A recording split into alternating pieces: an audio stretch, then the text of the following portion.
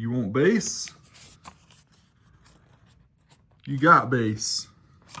A few moments later. I think we killed it. But at least you were able to see the test, see the insides, and see how it worked. Okay, my old school car audio fans. Got a neat one for you today.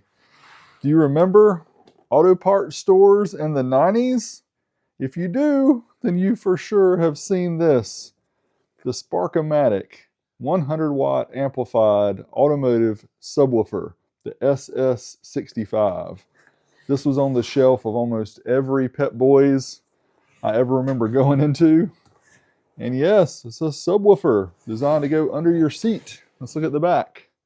Check out the specs. 6.5-inch dual voice coil, 100 watts maximum power, 35 hertz to 125 hertz, compatible with all radios, tape players, and amplifiers. 9.5 by 3.5 by 12.5. And there's the millimeter measurements there. Shows you very simple how to hook it up. Take your source into it. Goes to the got battery and ground input, and that's it. Make sure it's got power and ground, and it's got signal, and it bumps. Well, supposedly this one's new in the box.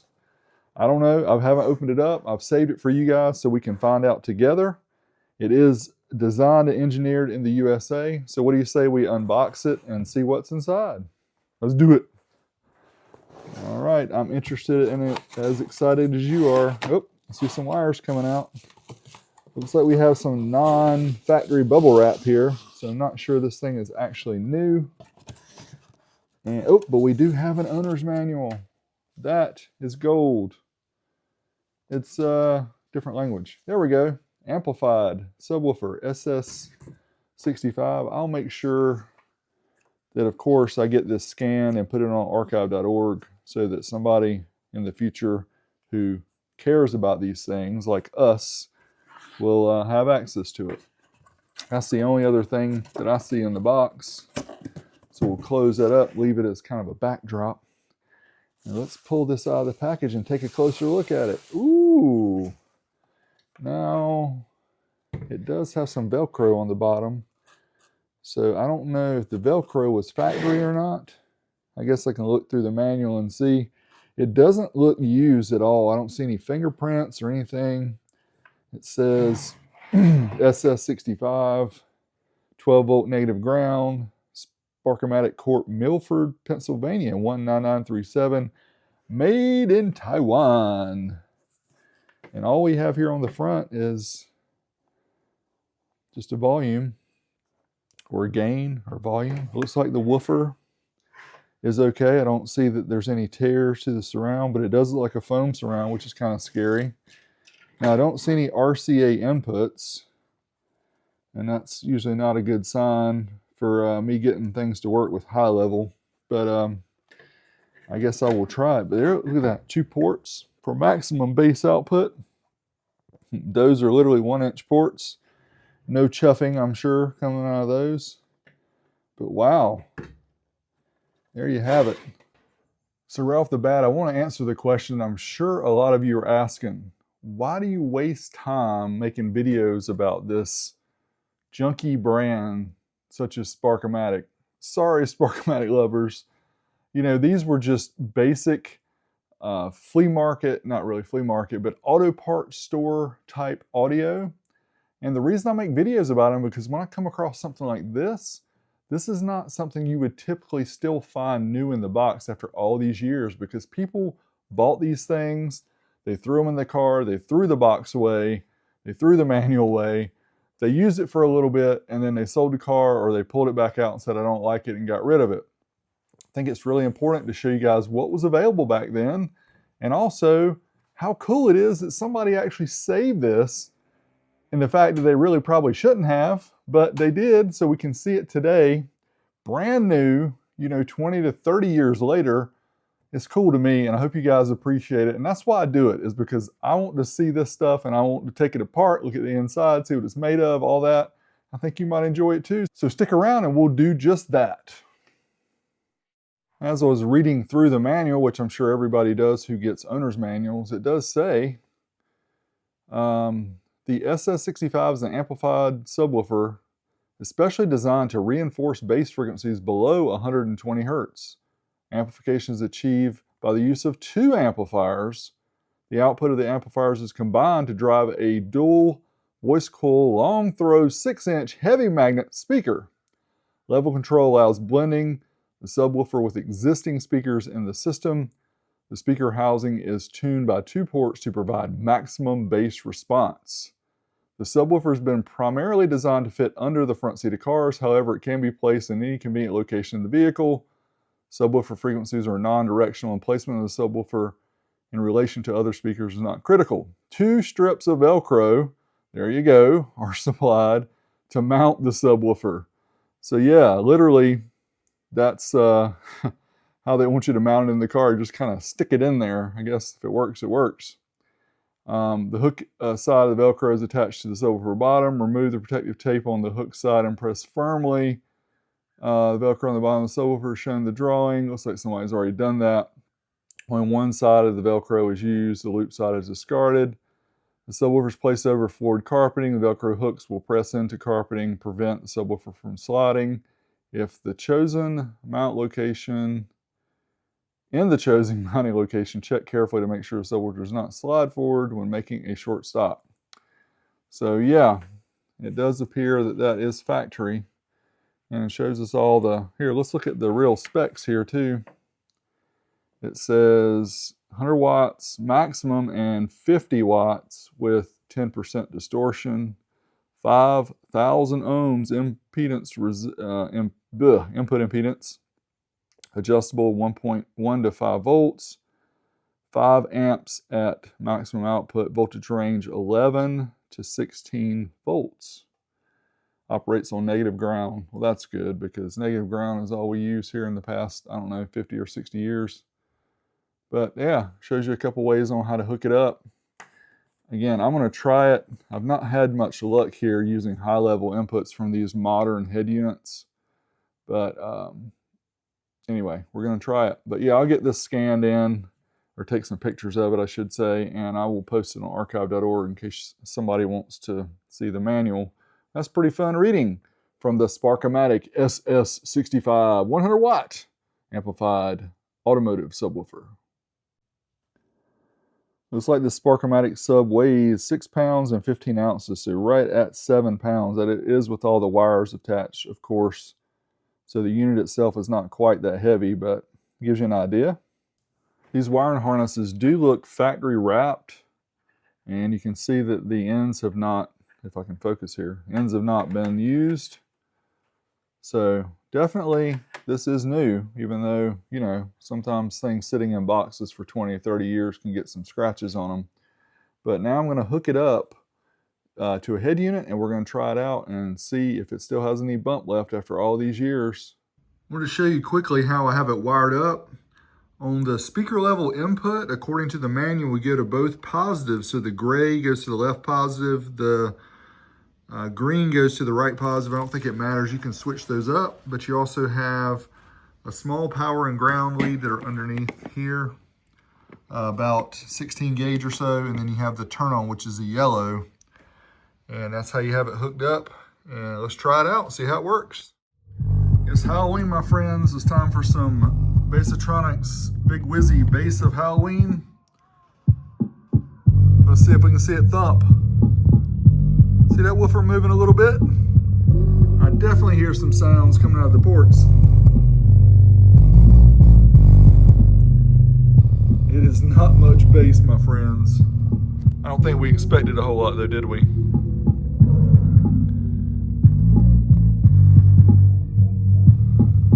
It's thumping a little bit. See it shaking?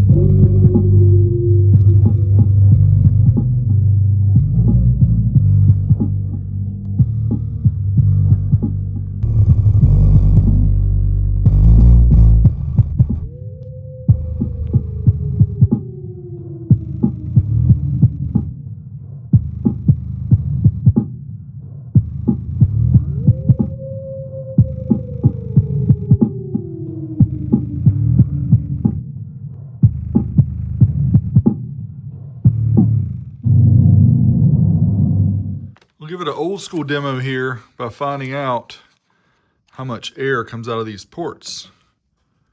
You want bass? You got bass. All right, let's try the demo again and see what kind of flexing we can get from the paper.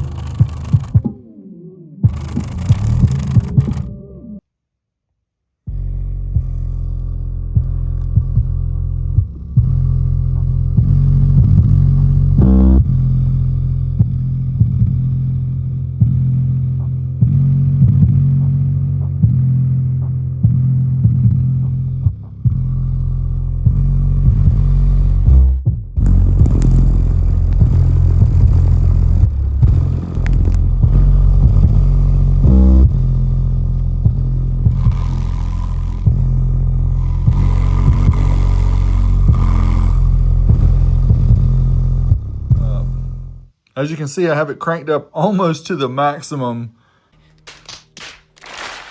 And yeah, this thing is doing about what was expected, not a whole lot of bass. I think now it's going to be interesting to take it apart and actually try the amplifier. It says it has 2 amps in there, and I'm assuming that it has 2 amplifier chips just like a typical head unit does, each one powering one of the voice coils on the subwoofer. But I want to take it apart so we can see the subwoofer anyway, but we will test out the amp, see how much power it puts out. What do you say? Let's do it.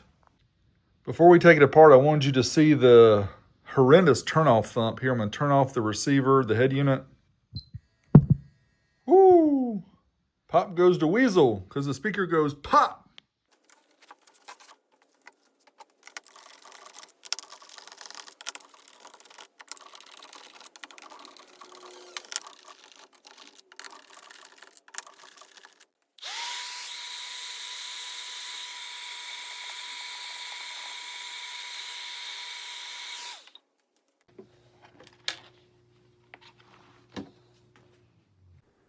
It's all cracked open.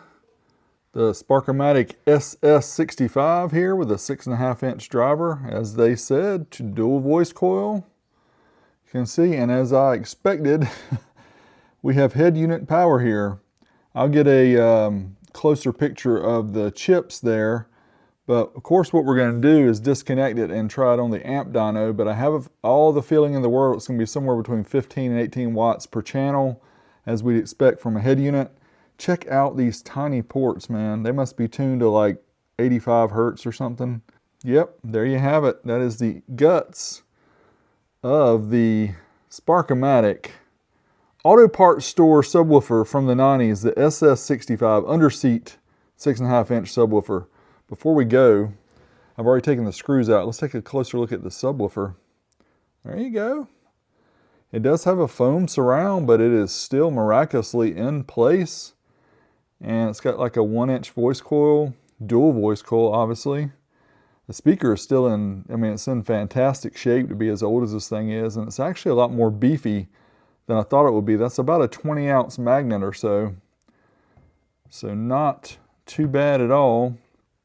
But let's put this to rest, find out the amplifier here, and find out how much power it does. Let's try the Sparkomatic SS65 here on the dyno at 4 ohms. Both channels are hooked up to the dyno. As you can see, it's showing a continuous distortion light there. So we'll stop it. We got 10 watts per channel, but it was again fully distorted at 14.62. Voltage is a little strong. Let's go back, try it up to clipping. Again, 4 ohms, which is what the subwoofer is. And there you go, still climbing. 14 and 13 at 14.58. Again, head unit power. and we'll try dynamic. Dynamic burst here at 40 Hertz, 4 ohms times 2.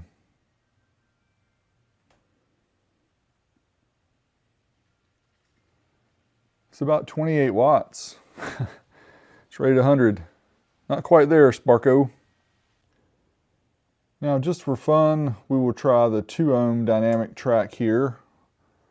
40 Hertz. See what we get.